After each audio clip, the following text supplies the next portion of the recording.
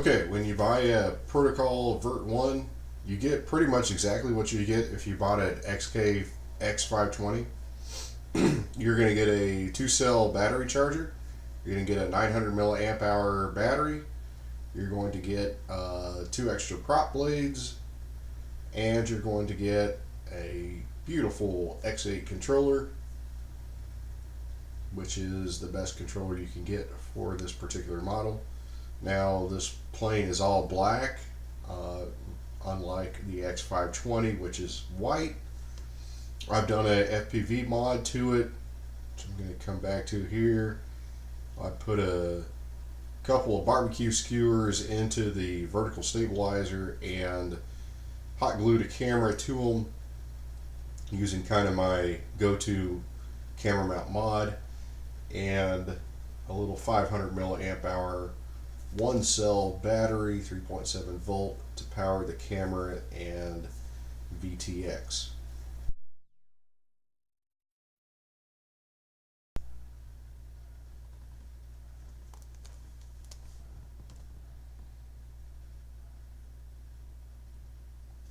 Okay, time to launch. Launching is a little tricky on vertical takeoff and landing aircraft because when I'm flying an FPV, I'm using the camera's point of view, and it just isn't, perfect. Just trying to figure out when to put it into horizontal mode, but it wound up working out okay.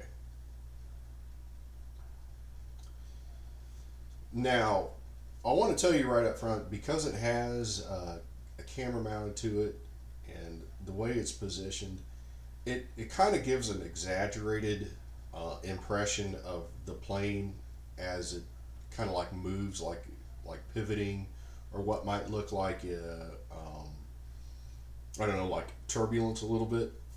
But it's actually just because it's just kind of a funny phenomenon when you put a camera on an object and kind of move it around. You've probably caught it in different GoPro type videos, but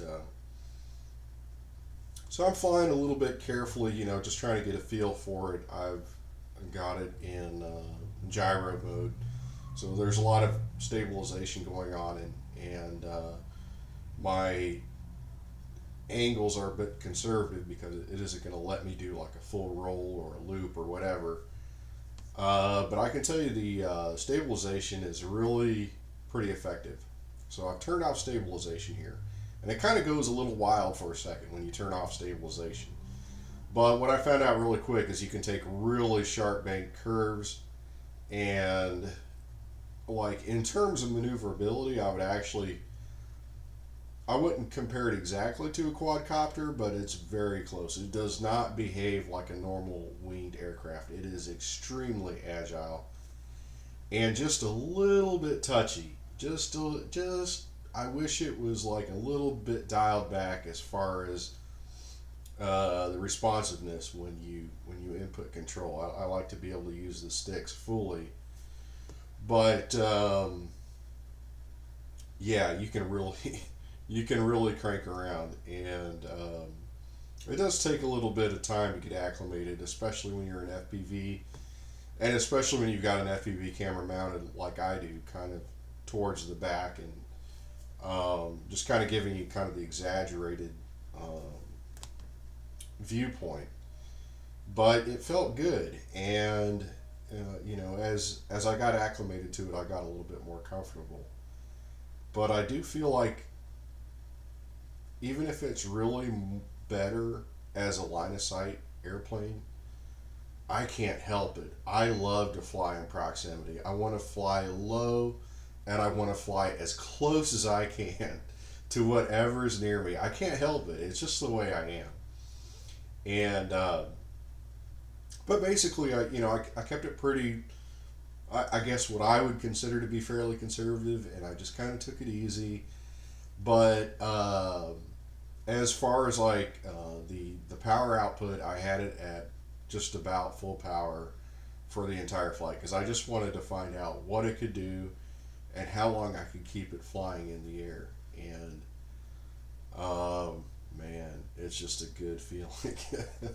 If you have an X520, you've got to put an FPV camera and fly it in FPV because it brings you to a different level. I mean, I feel like this plane it's really maybe more apt for flying in line of sight, but it feels great in FPV too. I mean, uh, yeah, it kind of got rocked around a little bit, and I was flying on as calm as you can get day. I mean, really, just it was calm.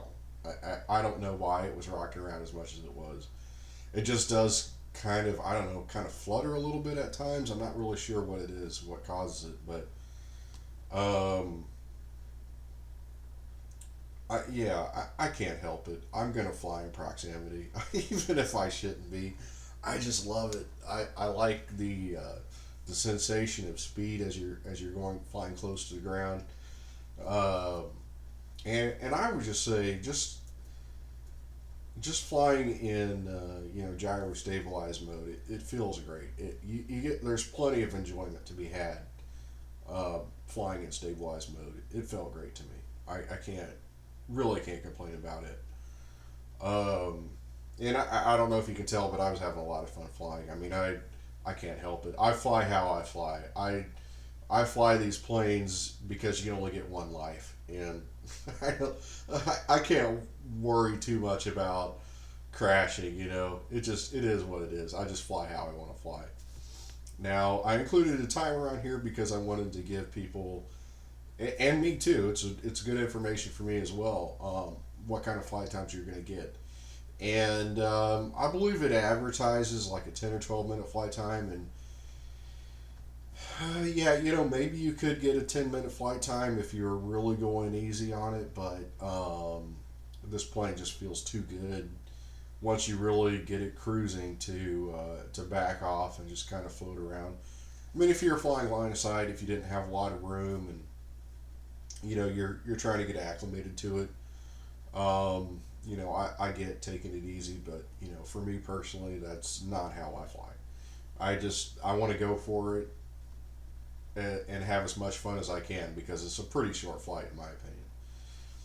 But yeah, I didn't have a lot of objects around me to kind of dodge around and fly close to. I was trying to keep it out around an open field. I mean, this is only I've only flown this plane maybe 4 times now. I'm not trying to destroy it just yet. I want to fly it and keep it looking good for a little while before I get too crazy and crash it. But didn't have any range. Never felt like I was losing control of it. It does, I just do want to warn people. It does tend to be a little bit twitchy as far as how it reacts to your input into the controller. But man, it feels good. I mean, this is one plane where I really, if you put enough time into it and got comfortable and acclimated enough, you could fly it at just about anywhere because it just doesn't take up very much room. Now, I put it back into vertical mode, and what it means is I'm landing it. And so when this video ends, it's going to show about an 8-minute flight time. And I checked the battery voltage on the battery, and it was showing 11%.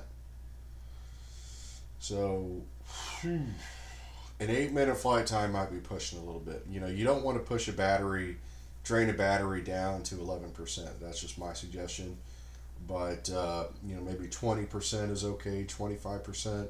11% is really pushing it for a battery. You can kill a battery if you discharge too much of it. But so yeah, you definitely want to have a timer and set it for roughly 6.5-minute flight time. And there it is. Thanks for watching.